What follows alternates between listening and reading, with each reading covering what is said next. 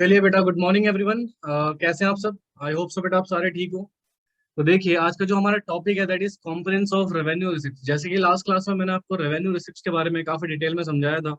Right, हमने ये समझा था कि रेवेन्यू रिसिप्ट क्या होता है। छोटा सा मैं रिकैप दे देता हूँ आपको प्रीवियस क्लास का।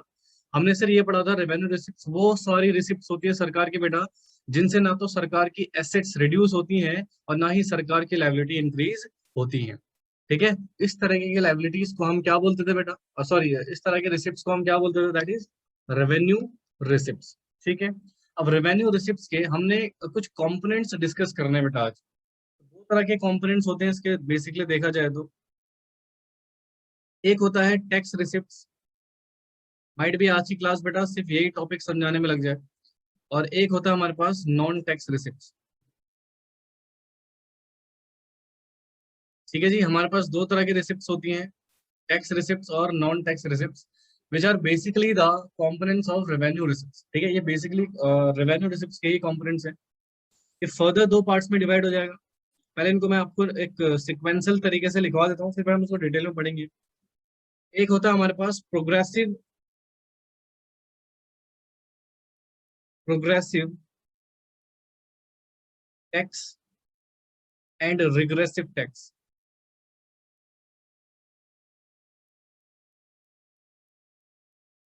और एक होता है हमारे पास डायरेक्ट टैक्स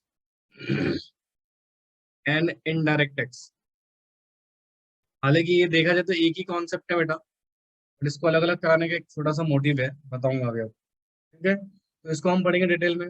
और जो नॉन टैक्स रिसिप्ट्स हैं, नॉन टैक्स रिसिप्ट्स में बहुत सारी चीजें आती है बेटा, जैसे कि आपका आ गया फीस आ गया, फीस आ गई, फाइन्स आ गए, एस्टीट आ गया, आपका यहाँ पे स्पेशल असेसमेंट आ गया,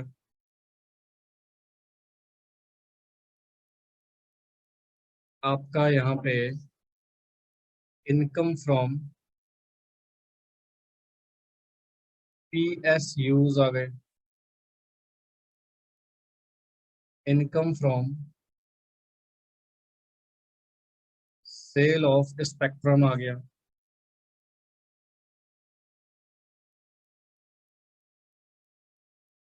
सेवंथ आपका आ गया ग्रांट्स एंड डोनेशन।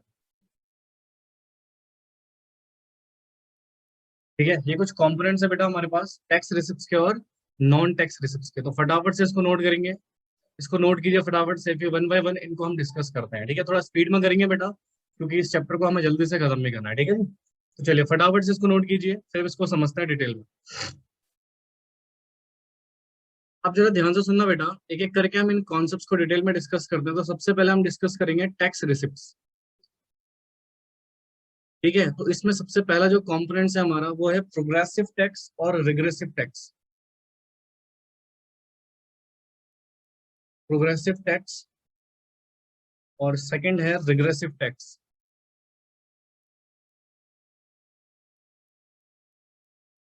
ठीक है, तो बेटा ध्यान से सुनेंगे, प्रोग्रेसिव टैक्स और रिग्रेसिव टैक्स क्या होता है। तो इसके थ्योरी लिख लीजिए पहले फटाफट से आप, नोटेड डाउन द थ्योरी। कहते हैं a tax is set to be progressive progressive when the rate of tax increases with an increase in income।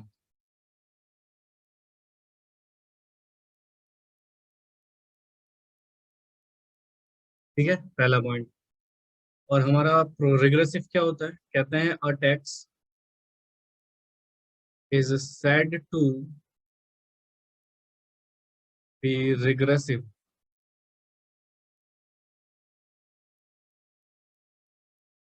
when it causes a greater real burden on the poor than the rich. देखिए, तो ये दो तरह के हमारे पास taxes का nature है। बेसिकली अगर मैं इसको बोलूं तो बेटा नेचर ऑफ टैक्सेशन है, right. This is the nature of taxation. दो नेचर होते हैं टैक्सेशन के, एक होता है प्रोग्रेसिव नेचर और एक होता है रिग्रेसिव नेचर। देखिए मैं आपको एक छोटा सा एग्जांपल देता हूँ, प्लीज इधर देखो, प्लीज नोट मत करो बेटा, इधर देखो सारे के सारे। तो सर अगर मैं एक एग्जांपल दूं इनकम टैक्स का, इनकम टैक्स बेटा एक तरह का हमारा डायरेक्ट टैक्स होता है। अभी हम पढ़ेंगे डायरेक्ट टैक्स क्या है, बट यहाँ पर सुनने ध्यान से बेटा, नोट मत कीजिए, पहले सुन लो। ठीक है, हमारा जो द कॉन्सेप्ट है इनकम टैक्स का, तो इनकम टैक्स कहता है भैया 0 से लेकर 2.5 लाख तक आपकी इनकम पे कोई टैक्स नहीं होगा। यानी कि टैक्स रेट की अगर मैं बात करूं तो नो टैक्स, यानी कि निल। ठीक है, फिर इनकम टैक्स कहता है अगर 2.5 लाख से लेकर 5 लाख तक की आपकी इनकम है तो आपसे 5% टैक्स लिया जाएगा। अगर आपकी 5 लाख से 10 लाख तक इनकम है तो आपसे 20% टैक्स ले। बेटा स्लैब रेट चेंज होते रहते हैं, ठीक है ना। अभी जो मैं स्लैब करा रहा हूँ करंट फाइनेंशियल जो आपका फाइनेंस एक्ट है उसके हिसाब से करा रहा हूँ, तो स्लैब रेट जो स्लैब रेट है चेंज होता रहता है, ठीक है। और अबव 10 लाख की अगर मैं बात करूँ तो 30% टैक्स रेट है। तो आपने एक चीज यहाँ पर नोटिस करी होगी, सर जैसे जैसे इनकम इंक्रीज हो रही है, जैसे जैसे हमारी इनकम बढ़ रही है, तो हमारे टैक्स के रेट में भी दैट इज इंक्रीजमेंट हो रहा है। ठीक है, तो कहते हैं सर इनकम के बढ़ने से अगर टैक्सेशन की रेट में भी इंक्रीजमेंट हो रही है तो इस तरह के टैक्स के नेचर को हम प्रोग्रेसिव बोलते हैं। क्या बोलते हैं बच्चे? Progressive taxation. तो देखो क्या लिखा हुआ है, a tax set to be progressive when the rate of tax increases with increase in the income. जब बेटा इनकम के बढ़ने से टैक्स के रेट्स में इजाफा हो जाए, इंक्रीजमेंट हो जाए, बढ़ जाए, तो सर वहां पर जनरली हम उस टैक्सेशन के नेचर को प्रोग्रेसिव टैक्सेशन बोलते हैं। क्या बोलते हैं बच्चे? Progressive taxation. ठीक है, तो ये हुआ हमारा प्रोग्रेसिव का एग्जाम्पल। अब जरा ध्यान से सुनिएगा, अब रिग्रेसिव का पढ़ते हैं। तो 2 मिनट सुन लेना बेटा, फिर जिसका डाउट होगा मैं कलेक्टिवली ले लूंगा, ठीक है। इधर देखो सर के साथ, example number 2, this is example number 1।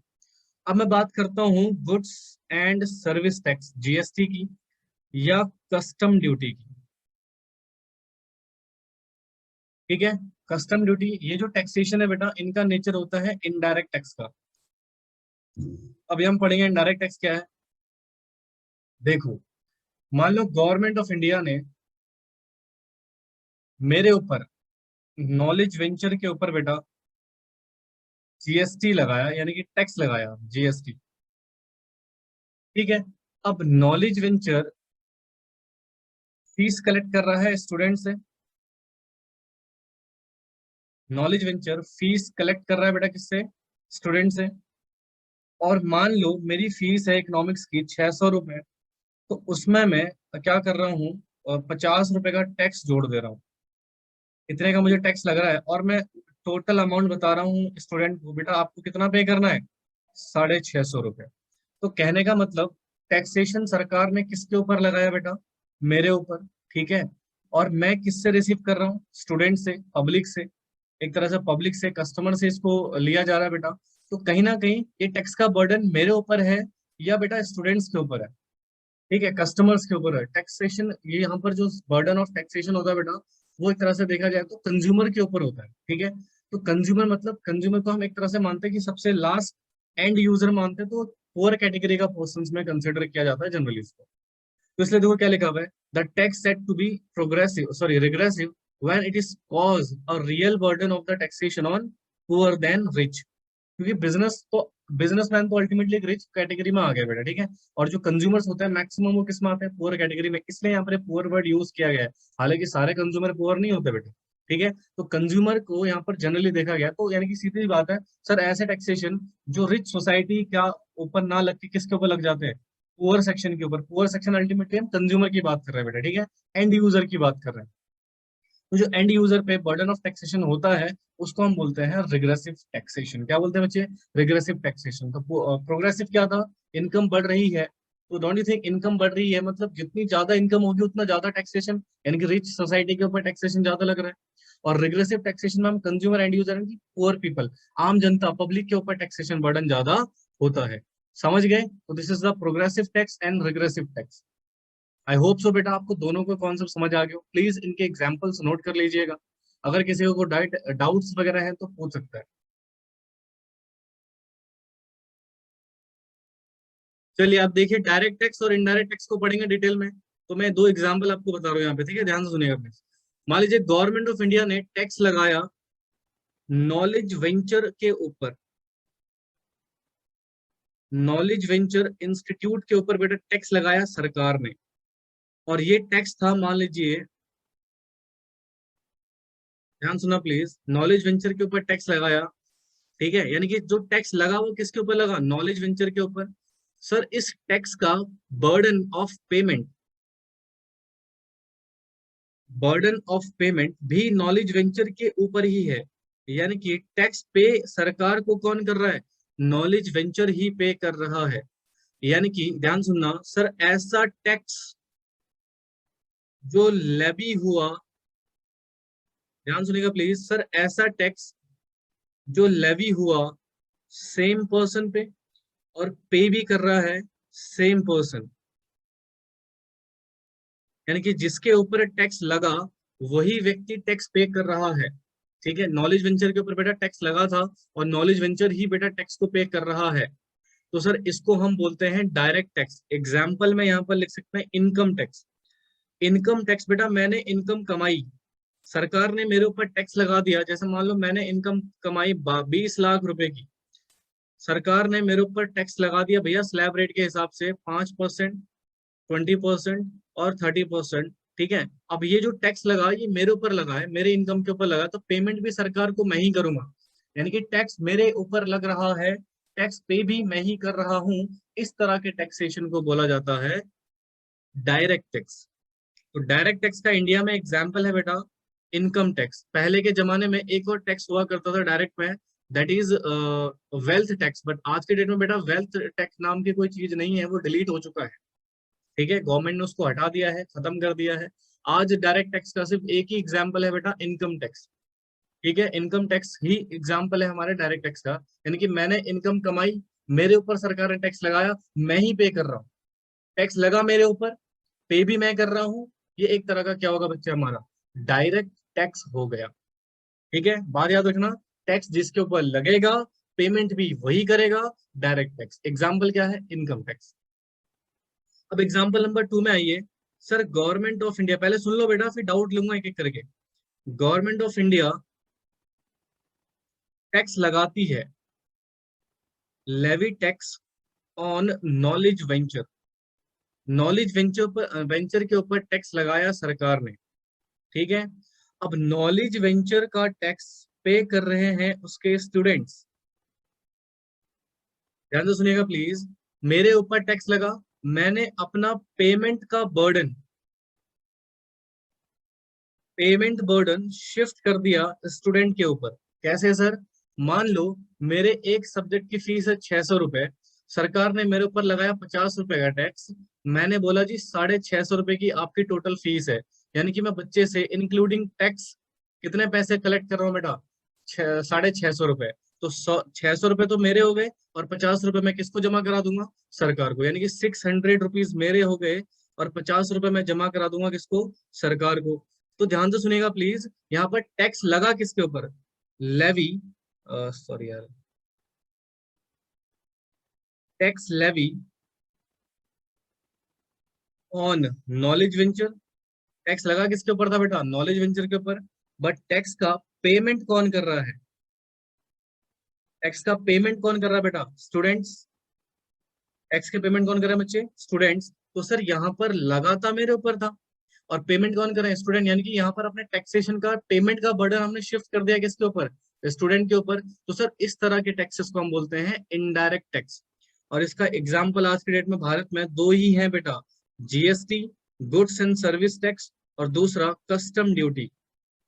ठीक है, जीएसटी होता है गुड्स एंड सर्विस टैक्स, आपने सुना ही होगा इसका नाम। और कस्टम ड्यूटी होता है बेटा हमारे इंपोर्ट एक्सपोर्ट के ऊपर लगने वाला टैक्स। ठीक है, हालांकि जीएसटी भी इंपोर्ट एक्सपोर्ट के ऊपर लगता है।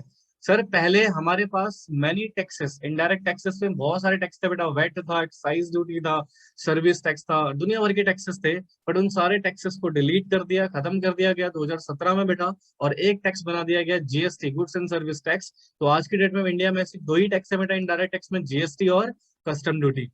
ठीक है, आप कोई भी गुड्स परचेस करते हैं दुकान में जाके बेटा, तो उसमें जो एमआरपी लिखा रहता है उस एमआरपी में जीएसटी इंक्लूड होता है बेटा। ठीक है, यानी कि आप अगर 100 रुपए का गुड्स परचेस कर रहे हैं तो उसमें से बेटा कुछ अमाउंट गवर्नमेंट को जाएगा और कुछ अमाउंट उस बिजनेसमैन को जाएगा जिसने गुड्स बनाया हुआ है। तो अल्टीमेटली वो टैक्स का पेमेंट उस बिजनेसमैन के ऊपर लगा होगा, बट अल्टीमेटली वो टैक्स कौन दे रहा है बेटा, आप पे कर रहे हो एज अ कंज्यूमर। तो सर टैक्स लगा मेरे ऊपर बट पे कोई और कर रहा है, that is a indirect tax. Sir tax लगा मेरे ऊपर, पे भी मैं कर रहा हूँ, that is a direct tax.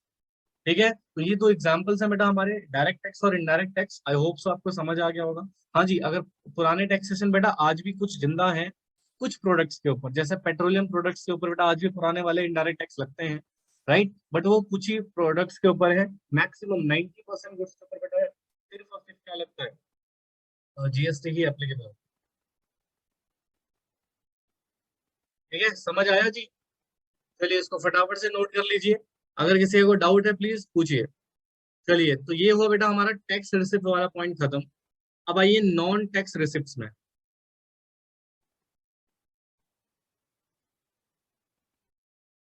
बेटा 17 टैक्सेस को हटा के, 17 टैक्सेस का सिस्टम हटा के जीएसटी इंट्रोड्यूस किया गया है, नॉन टैक्स रिसिप्ट्स। बताऊंगा बेटा, जब फ्यूचर में आप जीएसटी पढ़ोगे तो वहां पर आप पढ़ोगे काफी डिटेल में कि वो 17 टैक्सेस कौन कौन से थे, जिनको हटाकर जीएसटी को लाया गया। ठीक है, वो पढ़ेंगे आराम से। चलिए फिलहाल हम नॉन टैक्सेशन में कुछ पॉइंट है बेटा जो बड़े ही सिंपल है, जैसे फीस आपने सुना ही होगा। ठीक है, तो फीस क्या होती है बेटा, लिख लीजिएगा। A fee payment is a payment to the government for the services that it rendered by government to public या to peoples। देखो बेटा, अब जैसे मान लो छोटा सा एग्जांपल मैं आपको बताता हूँ, आपने कंपनी रजिस्ट्रेशन करवाना था, रजिस्ट्रेशन करवाना था, या आपको लाइसेंस की रिक्वायरमेंट थी, ड्राइविंग लाइसेंस की। ठीक है, तो ये सारी सर्विसेज आपको कौन देती है, सरकार। कंपनी रजिस्ट्रेशन में बेटा मान लीजिए आपको फीस लगती है, ठीक है, 1000 रुपीज आपने फीस पे करी बेटा कंपनी के नेम रिजर्वेशन में। ठीक है, और अदर अमाउंट कुछ 1700 के करीब और पैसा लगता है बेटा रजिस्ट्रेशन करने में। तो ये जो फीस है ये आप पे कर रहे हो बेटा सरकार को। जब आप ड्राइविंग लाइसेंस बनाने जाते हैं बेटा तो आपको कुछ फीस पे करनी पड़ती है, राइट, अराउंड 500। एग्जैक्ट मुझे पता नहीं कितनी फीस है बेटा, शायद चेंज हो गया है। ठीक है, तो 500 टैक्स जो होता है बेटा हमारा, सॉरी फीस जो है वो हमारे इसके ऊपर पर्टिकुलरली लग जाती है। तो अल्टीमेटली बेटा हम सरकार को, सरकार हमें सर्विस दे रही है और उस सर्विस के ऊपर बेटा हम सरकार को क्या कर रहे हैं, कुछ फीस पे कर रहे हैं। तो इससे भी सरकार को क्या मिल रहा है बेटा, रेवेन्यू मिल रहा है। तो इसको बोलते हैं बेटा हम फीस। बहुत सिंपल है, इसमें कुछ समझने वाला चीज है नहीं बेटा। अगला है बेटा हमारे पास fine. Again this is also system. Fine are these payment, fines are these payment. बेटा मैं यहाँ आपको टैक्स पढ़ाने नहीं बैठा हूँ, ठीक है, तो ये सारी चीजें आप फ्यूचर में पढ़ोगे जब टैक्स का सिस्टम पढ़ोगे। अभी यहाँ ध्यान दो, the payments which are made by law breaker to the government. Zero tax जो होता है बेटा, 0% टैक्स, इसका मतलब ये जनरली ना एक्सपोर्ट के ऊपर लगता है। ठीक है, सरकार आपसे टैक्स नहीं लेती, जीरो टैक्सेशन आपके ऊपर लगा देती है, तो आपसे टैक्स नहीं ले रही है, जीरो टैक्सेशन। और ये जीरो टैक्सेशन लगाने के पीछे का लॉजिक होता है कि आपको इनपुट टैक्स क्रेडिट मिल जाए। अब बेटा आपको पता है इनपुट टैक्स क्रेडिट क्या होता है, नहीं पता होगा, अभी मैं बता भी नहीं सकता आपको इनपुट टैक्स क्रेडिट क्या है, तो आपको 0% टैक्स कैसे समझ में आएगा। ठीक है, तो इलॉजिकल बातें मत क्या करो क्लास में, वही चीज पढ़ो जो आपकी काम की चीज है। अब मैं आपको जीरो टैक्सेशन समझाऊं तो उसके लिए मुझे आपको इनपुट टैक्स क्रेडिट का लॉजिक समझाना पड़ेगा, तो टैक्सेशन का पार्ट है। जब फ्यूचर में आप टैक्सेशन पढ़ोगे तब आपको बताया जाएगा कि 0% टैक्स का क्या लॉजिक है। सर जब टैक्स लेना ही नहीं है तो 0% क्यों लिखा हुआ है ना? तो इसका लॉजिक होता है बेटा, इनपुट टैक्स क्रेडिट का कुछ लॉजिक होता है, वो पढ़ोगे आप फ्यूचर में जाके। नालायक। देखिए आपने बेटा विदाउट हेलमेट ड्राइविंग कर रहे थे, आप गाड़ी चला रहे थे, बाइक चला रहे थे आई मीन, तो वहां पर बेटा आपने एक लॉ तोड़ दिया, रूल ब्रेक कर दिया। और जब आपने रूल ब्रेक किया तो डेफिनेटली आपको कुछ फाइन भी तो पे करना पड़ेगा। तो जब सरकार को आप फाइन पे करोगे तो सर वो जो फाइन आप पे कर रहे हैं that is also receipt to the government और नॉट? यस, वो भी सरकार के लिए बेटा रिसिप्ट है। तो कोई भी लॉ का वायलेशन आपने किया, आपके ऊपर फाइन्स लगे, ठीक है, तो इस तरह का पैसा जो सरकार को रिसीड होता है, ये भी हमारा एक तरह का रेवेन्यू रिसिप्ट होता है बेटा, जो कि it's a non taxation part. Tax तो नहीं है बेटा ये, ठीक है, ये टैक्स के अलावा रिसिप्ट है सरकार को, जो हमारी रेवेन्यू रिसिप्ट होती है। समझ आ गया? इसको नोट कर लो फटाफट से प्लीज। तो बेटा हमने नॉन टैक्स रिसिप्ट में दो कॉन्सेप्ट डिस्कस कर लिए थे, ठीक है जी। अब आते हैं हम एस चीट पे। सर इसके नाम में चीटिंग लिखा हुआ है, एस चीट क्या है ये? अच्छा ये तो मैंने वैसे आपको पढ़ाई रखा है, ठीक है ना। एस चीट क्या होता है, अगेन एग्जाम्पल से डिस्कस करते हैं। थ्योरी वरी तो आपको पता ही है बेटा इसका, देखिएगा ध्यान सुनिएगा प्लीज। सर एक पर्सन था, मिस्टर राजा। इन्होंने एक महल बनाया, construct a Mahal, you can say Taj Mahal what ever, ठीक है, कुछ भी आप इसको नाम दे सकते हैं। इन्होंने कंस्ट्रक्ट करा बेटा एक महल। अब the due the passage of time, ये कहीं ना कहीं इनकी प्रॉपर्टी है बेटा।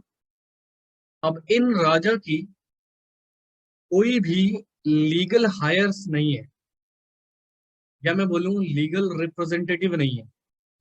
रिप्रेजेंटेटिव मतलब बेटा इनका कोई भी नहीं है फैमिली में, ठीक है, इनके बच्चे नहीं है, right, he is alone person. और इन्होंने एक महल बनाया जिस महल की वैल्यू, राइट, आज की डेट में हिसाब से मैं 20 करोड़ रुपए मानता हूँ, ठीक है ना, ध्यान से। अब मान लीजिए इन राजा की होगी डेथ, इनकी होगी डेथ, मर गए। अब डेथ हो गई तो इनकी इस प्रॉपर्टी के ऊपर जनरली इस किसका राइट होना चाहिए था, इनके बच्चों का, राइट, या इनके किसी रिलेटिव्स का। But the question is that sir इस मिस्टर राजा का तो कोई रिलेटिव है ही नहीं, कोई रिलेटिव नहीं है, कोई बच्चे नहीं है। तो अल्टीमेटली ये प्रॉपर्टी कहीं ना कहीं देखा जाए तो प्रॉपर्टी का कोई लीगल हायर है ही नहीं। तो ऐसी प्रॉपर्टी जिनका कोई लीगल हायर नहीं है, it will take over by government, ठीक है। तो ऐसी प्रॉपर्टी जिनका कोई भी लीगल हायर नहीं है, कोई लीगल रिप्रेजेंटेटिव नहीं है, ऐसी प्रॉपर्टी को सरकार की संपत्ति बन जाती है, सरकार इसको टेक ओवर कर लेती है, और फिर इस प्रॉपर्टी से बेटा सरकार पैसे कमा रही होती है।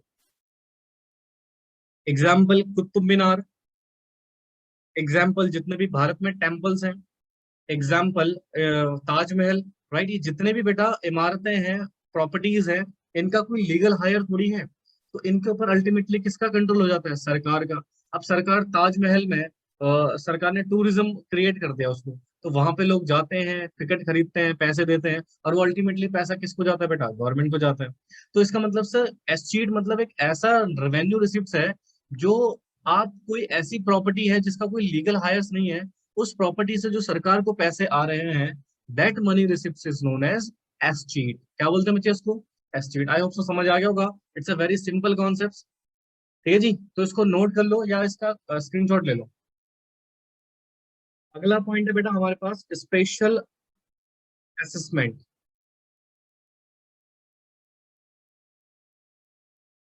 सर ये स्पेशल असेसमेंट क्या होता है, ठीक है जी। अगेन इसको हम एक एग्जाम्पल से डिस्कस करेंगे। सर वो क्या एग्जाम्पल होगा, बिल्कुल ध्यान से कंसंट्रेशन से सुनेंगे, ठीक है। मान लो देर इज अ एरिया,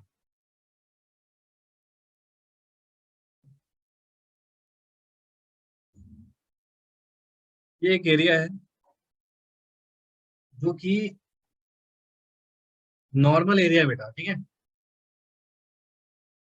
और यहाँ पे क्या किया मिस्टर एक्स ने, मिस्टर वाई ने, मिस्टर जेड ने, इन्होंने कुछ प्रॉपर्टी परचेज कर ली बाय सर्टेन प्रॉपर्टी। ठीक है, मान लीजिए बेटा ये प्रॉपर्टी मिस्टर एक्स की है, ये प्रॉपर्टी मिस्टर वाई की है, ये प्रॉपर्टी मिस्टर जेड की है, ये जेड की है, ये वाई की है, ये एक्स की है। ठीक है, और ये जनरली बेटा एक नॉर्मल एरिया है जिसका अभी कुछ खास डेवलपमेंट नहीं हुआ है। सडनली बेटा गवर्नमेंट ऑफ इंडिया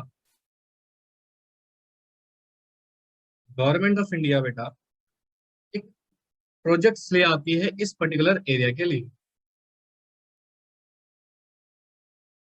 ठीक है, this is the first situation और ये सेकंड सिचुएशन। तो गवर्नमेंट ऑफ इंडिया एक प्रोजेक्ट ले आती है और प्रोजेक्ट होता है हमारा मेट्रो का। वो प्रोजेक्ट होता है बेटा मेट्रो का और बुलेट ट्रेन का और फ्लाई ओवर का। तो एक साथ क्या इस एरिया में बहुत सारे प्रोजेक्ट्स आ गए। अब ध्यान से सुनना, जैसे ही बेटा इस एरिया में मेट्रो डेवलप होगी, जैसे ही इस एरिया में बुलेट ट्रेन का सेटअप बनेगा, जैसे ही इस एरिया में फ्लाईओवर्स बनेंगे, तो डोंट यू थिंक इस एरिया की जो प्रॉपर्टीज थी, इस एरिया की जो प्रॉपर्टीज थी उनकी वैल्यू बढ़ जाएगी? यस और नो? बिल्कुल सर। मान लीजिए मिस्टर एक्स ने ये प्रॉपर्टी परचेस करी थी दो 20 लाख रुपए में, इन्होंने ये प्रॉपर्टी करी थी 25 लाख रुपए में परचेज, इन्होंने प्रॉपर्टी परचेस करी थी 35 लाख रुपए में। ठीक है, depending on the property size. अब सर इस प्रोजेक्ट के आने से इनकी प्रोजेक्ट की वैल्यू हो गई 2 करोड़, इनकी प्रॉपर्टी की वैल्यू होगी बेटा 2.5 करोड़, और इनकी प्रोजेक्ट की वैल्यू होगी 3.5 करोड़। तो अल्टीमेटली बेटा जो प्रॉपर्टी 20 लाख की थी 2 करोड़ की हो गई। तो इतना एक्सपोनेंशियल इंक्रीजमेंट आ गया। तो गवर्नमेंट कहती भैया देखो हमने प्रोजेक्ट मार्केट यहाँ पे लॉन्च करा और इस प्रोजेक्ट के आने से आपकी प्रॉपर्टीज की वैल्यू बढ़ गई and you are the owner. तो इन ओनर को बेटा सरकार को कुछ पेमेंट करना पड़ेगा। Payment on increases value. ठीक है, तो कुछ पेमेंट वो सरकार डिसाइड करेगी बेटा कितना पेमेंट इनको करना पड़ेगा। तो ये सरकार को पेमेंट करेंगे बेटा। ये जो सरकार को पेमेंट कर रहे हैं, इसी पेमेंट को बोलते हैं सरकार का रेवेन्यू रिसिप्ट, जो कि हमारा स्पेशल असेसमेंट होता है। क्या होता है बच्चे? Special assessment. I hope so बेटा आपको ये समझ में आया हो स्पेशल असेसमेंट क्या होता है। ठीक है जी। तो जनरली गवर्नमेंट ऑफ इंडिया किसी पर्टिकुलर एरिया के लिए प्रोजेक्ट्स लेकर आती है, उस प्रोजेक्ट की वजह से उस एरिया की वैल्यू डेवलप हो जाती है, उस वैल्यू के बढ़ने से वहां के ओनर्स को कुछ अमाउंट ऑफ रुपी सरकार को देना पड़ता है। जो वो अमाउंट ऑफ रुपी सरकार को दे रहे हैं उसी को बोलते हैं बेटा हम special assessment. I hope so बेटा आपको समझ में आया हो। क्लियर हो गया सभी को? एवरीवन? चलिए देखिए, ये कुछ पॉइंट है बेटा हमारे। अगेन बहुत सिंपल है बेटा, बिल्कुल ध्यान से सुनेंगे कंसंट्रेशन से। देखिए, तो सबसे पहला आता है हमारे पास इनकम फ्रॉम पीएसयूज। पीएसयूज क्या होते हैं बेटा? एनटीपीसी सरकार की कंपनी है। पीएसयूज, बीएचईएल सरकार की कंपनी है। ठीक है, सेल अथॉरिटी ऑफ इंडिया सरकार की कंपनी है। गैस अथॉरिटी ऑफ इंडिया सरकार की कंपनी है। ठीक है, ओएनजीसी सरकार की कंपनी है। तो इन सारी कंपनियों को आपने इंडियन इकोनॉमी बहुत अच्छे से पढ़ी हुई है बेटा, तो पीएसयूज का मतलब आपको बताने की जरूरत तो मुझे है नहीं उतनी। तो ये पब्लिक सेक्टर अंडरटेकिंग्स होते हैं, गवर्नमेंट कंपनीज होती हैं। ठीक है, सरकार की कंपनीज होती हैं। अच्छा मैं एक चीज क्लियर कर दूं बेटा, बहुत सारे स्टूडेंट्स को ना ये डाउट रहता है कि गवर्नमेंट कंपनी में जॉब करने वाला एम्प्लॉय गवर्नमेंट एम्प्लॉय होता है। भैया this is a complete myth. ये बहुत गलत बात है, और कल की काउंसलिंग में भी शायद कुछ ऐसी बातें आई थी कि गवर्नमेंट कंपनी में आपको जॉब मिल जाएगी और become the government employee. No, government company में आप अगर काम कर रहे हो it doesn't mean you are a government employee. ठीक है, गवर्नमेंट एम्प्लॉय बेटा वही बन सकता है जिसने गवर्नमेंट के एग्जाम क्लियर कर रखे हैं। ठीक है, गवर्नमेंट के एग्जाम एसएससी, ठीक है, सी सेट, जो भी हैं ये एग्जाम, यूपीएससी, ठीक है, स्टेट पीसीएस, ये जितने भी कोर्सेस हैं बेटा ये करने के बाद ही आप गवर्नमेंट एम्प्लॉय बन सकते हो। ठीक है, आपने जनरल सीएस करा, सीए करा और आप किसी गवर्नमेंट कंपनी में जॉब कर रहे हो doesn't mean you are a government employee. You are just an employee. आप एक एम्प्लॉय हो किसी पब्लिक कंपनी के, दैट्स इट। आप कोई गवर्नमेंट एम्प्लॉय नहीं हो, बट आपको गवर्नमेंट एम्प्लॉय वाली फैसिलिटी बिल्कुल नहीं मिलेंगी। गवर्नमेंट एम्प्लॉय वही होता है बेटा जिसने सरकार के एग्जाम पास करे हुए हों। तो प्लीज इस माइथोलॉजी में मत रहना कि कोई पर्सन अगर गवर्नमेंट कंपनी में जॉब कर रहा है तो वो गवर्नमेंट एम्प्लॉय है, अनटिल अनलेस उसने एग्जाम पास ना करा हो। ठीक है, तो चार्टर्ड अकाउंटेंट हो या कंपनी सेक्रेटरी हो बेटा, they are not government employees. ठीक है, ये अगर किसी गवर्नमेंट कंपनी में काम कर रहे हैं तो वो गवर्नमेंट एम्प्लॉय हैं, डजंट मीन। ठीक है ना, इसके ऊपर एक केस लॉ भी है बेटा, फ्यूचर में जब कंपनी लॉ पढ़ोगे तब आपको बताऊंगा गवर्नमेंट कंपनी के केस में। उस केस लॉ में सुप्रीम कोर्ट ने बोला है कि गवर्नमेंट एम्प्लॉय वही रहेगा बेटा जो गवर्नमेंट एम्प्लॉइज गवर्नमेंट के एग्जाम पास करके आता हो। ठीक है, तो इस माइथोलॉजी को दिमाग में मत रखना, कोई डाउट मत रखना, कोई कंफ्यूजन मत रखना। खैर, तो सर इन गवर्नमेंट कंपनी से कुछ इनकम भी तो आती होगी, प्रॉफिट्स। तो इनके प्रॉफिट्स अल्टीमेटली किसके पास जाते हैं? गवर्नमेंट के पास। तो इसी को बोलते हैं बेटा इनकम फ्रॉम पीएसयूज। ठीक है ना, तो ये भी एक तरह का नॉन टैक्स रिसिप्ट है बेटा, जो कि रेवेन्यू रिसिप्ट का ही हमारा पार्ट होता है। अगला आता है, ये बहुत सिंपल है बेटा, इसमें बताने का कुछ मतलब नहीं बनता। Income from sales of spectrum, आपने नाम सुना होगा 2G, 3G, 4G, और अब आने वाला है 5G। सुना है ना? ये होते हैं स्पेक्ट्रम नेटवर्क्स। ठीक है, तो पहले सरकार परचेज करती है बेटा इन सारे नेटवर्क्स को, और फिर सरकार इनको सेल कर देती है टू प्राइवेट कंपनीज। आपने सुना होगा स्पेक्ट्रम का ऑक्शन लगता है, नीलामी होती है बेटा, ऑक्शन लगाए जाते हैं, और इस ऑक्शन में जो हायर बीट लगाता है बेटा उसको मिल जाती है स्पेक्ट्रम्स। ठीक है, तो स्पेक्ट्रम होते हैं 2G, 3G, 4G, 5G networks होते हैं बेटा ये। और ये नेटवर्क सरकार परचेज करती है पहले दूसरी कंट्रीज से, जिन कंट्रीज में ये अवेलेबल होते हैं। राइट, फिर सरकार ऑक्शन लगाती है कि भैया आओ, जियो, एयरटेल, वोडाफोन, आइडिया, जो भी कंपनीज है इन स्पेक्ट्रम को खरीदना चाहता है, आप आइए बिड लगाइए लेकर जाइए।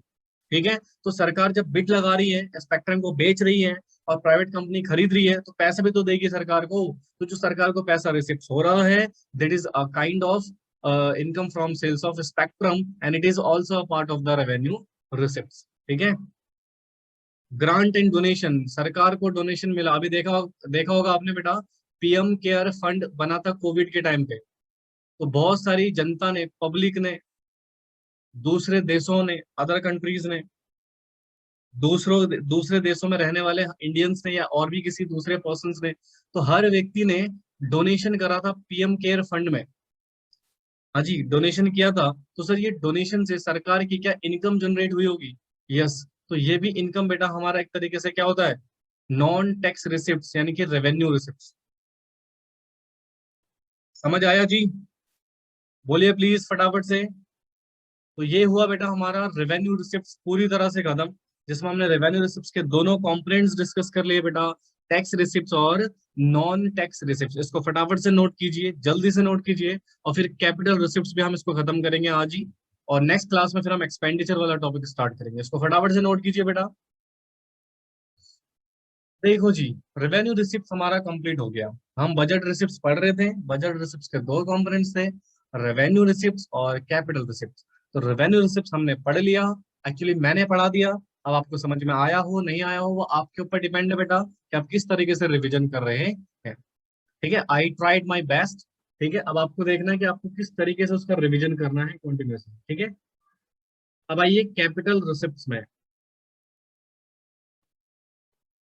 कैपिटल रिसिप्ट क्या होती है सर? अगेन, इसका भी बेटा एक सिचुएशन है। कहते हैं, लिखते रहो पहले फिर समझाता हूँ आपको।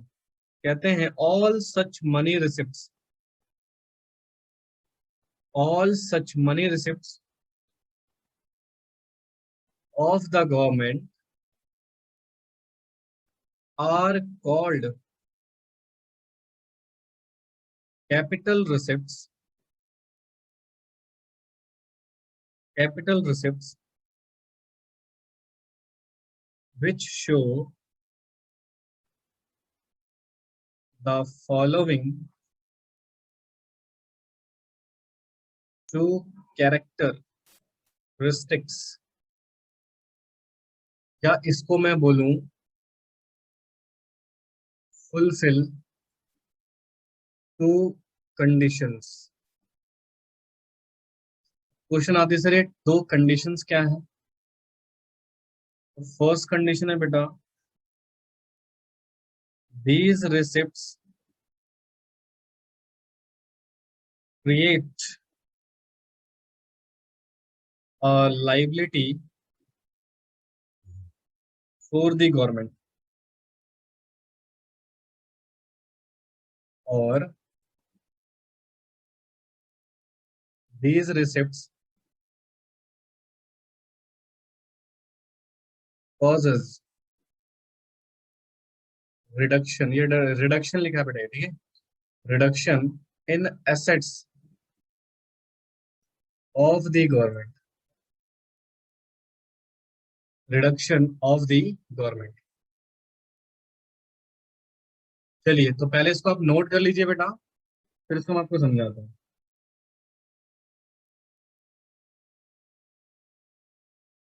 इसको नोट कर लीजिए, फिर हम इसको, अब इधर देखो प्लीज।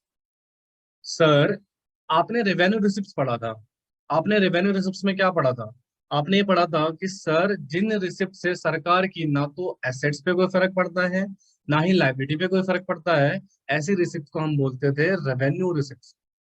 यहाँ पर उल्टा है, देखो, all such money receipts of the government called capital receipts, यानी कि वो सारी मनी रिसिप्ट सरकार की बेटा कैपिटल रिसिप्ट्स कहलाएंगी, जो दो कंडीशन को सेटिस्फाई कर रही होंगी या दो में से किसी एक को। ठीक है जी। तो पहला कहता है these receipts create liability for the government, यानी कि बेटा ये रिसिप्ट सरकार के लिए लाइबिलिटी को क्रिएट कर देते हैं, और सर इन रिसिप्ट्स के कारण सरकार की एसेट्स कम हो जाती है। ठीक है भाई। तो यहाँ पर मैं आपको दो एग्जांपल दूंगा, ध्यान से सुनिएगा प्लीज, प्लीज नोट ना करें, पहले सुनते रहें, आराम से आपको मौका मिलेगा नोट करने का। इधर देखिए, मान लो गवर्नमेंट ऑफ इंडिया ने, गवर्नमेंट ऑफ इंडिया ने वर्ल्ड बैंक से, गवर्नमेंट ऑफ इंडिया ने वर्ल्ड बैंक से लोन लिया $1 लाख का। ठीक है, एग्जाम्पल से बेटा कि भारत सरकार ने वर्ल्ड बैंक से लोन लिया $1 लाख का। अब क्या सरकार के पास मनी रिसिप्ट्स आ गया? बिल्कुल सर, $1 लाख सरकार ने रिसीव कर लिया ना, पैसा तो आ गया। बट क्या यहाँ पर एक चीज और हो गया, सरकार की क्रिएट हो गई लाइबिलिटी। सर पैसा तो आया, बट साथ के साथ सरकार की लाइबिलिटी भी क्रिएट हो गई सर। इस तरह के रिसिप्ट्स को हम क्या बोलते हैं? Capital receipts.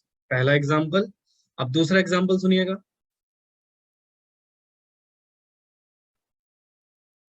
दूसरा एग्जांपल सुनिएगा बच्चे, example number 2, this is the first example. ठीक है सर, गवर्नमेंट ऑफ इंडिया ने,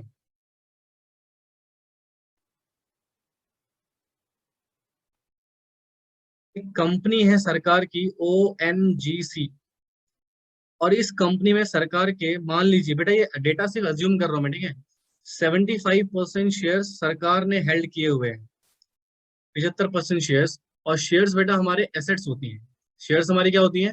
एसेट्स, यानी कि जो शेयर्स है बेटा ये सरकार की क्या है? एसेट्स है, संपत्ति है। ठीक है। अब सरकार को मान लीजिए पैसों की जरूरत थी, तो सरकार ने 75% में से 20% शेयर्स को सोल्ड कर दिया, बेच दिया, और बेचने से सरकार को पैसा आया, मान लीजिए 20,000 करोड़ रुपए। कितने पैसे है बेटा सरकार को? 20,000 करोड़ रुपए। ठीक है, तो यानी कि सर क्या सरकार को मनी रिसीड हुआ? क्या सरकार को बेटा मनी रिसीट्स हुए? हाँ जी सर बिल्कुल। कितने के? 20,000 करोड़ के सरकार को पैसे मिल गए। हाँ जी। बट क्या साइमल्टेनियसली सरकार की जो एसेट्स थी वो क्या बच्चे रिड्यूस हो गई? यानी कि सरकार के शेयर्स कितने हो गए? 75% से 20% माइनस कर दो, 55% बच गए बेटा सरकार के पास शेयर। हाँ जी बिल्कुल। तो अल्टीमेटली सरकार की यहाँ पर एसेट्स क्या हो गई बेटा? कम हो गई, बट सरकार के पास पैसा भी आया है। तो ऐसी कोई भी रिसिप्ट बता जिनसे सरकार की लाइबिलिटी क्रिएट हो जाए या सरकार की एसेट्स रिड्यूस हो जाए, बट सरकार के पास पैसा भी आए, तो इस तरह के मनी रिसिप्ट्स को बेटा हम बोलते हैं capital receipts. I hope so बेटा आपको ये समझ में आया हो। बोलिए फटाफट से, क्या क्लियर हुआ? इसको नोट कर लीजिए बेटा फटाफट से प्लीज। चलिए, तो इसके साथ बेटा ये हमारा बजट रिसिप्ट्स का पोर्शन खत्म हो गया, जिसमें हमने रेवेन्यू रिसिप्ट भी पढ़ लिया और कैपिटल रिसिप्ट्स भी पढ़ लिया। ठीक है, आई होप सो आपको सारी टॉपिक समझ में आए हो अच्छे से। ठीक है, और प्लीज इसका रिवीजन कॉन्टिन्यूस बेसिस पे करते रहना बेटा, रिवीजन नहीं करोगे तो बहुत दिक्कत हो जाएगी। ठीक है, इसको रिवाइज करते रहिए, जितना रिवाइज कर सकते हैं आपके लिए बेटर रहेगा। और आज की क्लास यहीं पे समाप्त करते हैं बेटा, इसको नोट कर लीजिएगा आप। बाकी के कॉन्सेप्ट हम रेवेन्यू, जो हमारे बजट एक्सपेंडिचर बच गया बेटा, वो नेक्स्ट क्लास में हम करेंगे। आई होप सो कि नेक्स्ट क्लास में चैप्टर भी समाप्त हो जाए। ठीक है ना, इसको फटाफट से आप नोट कर लीजिए।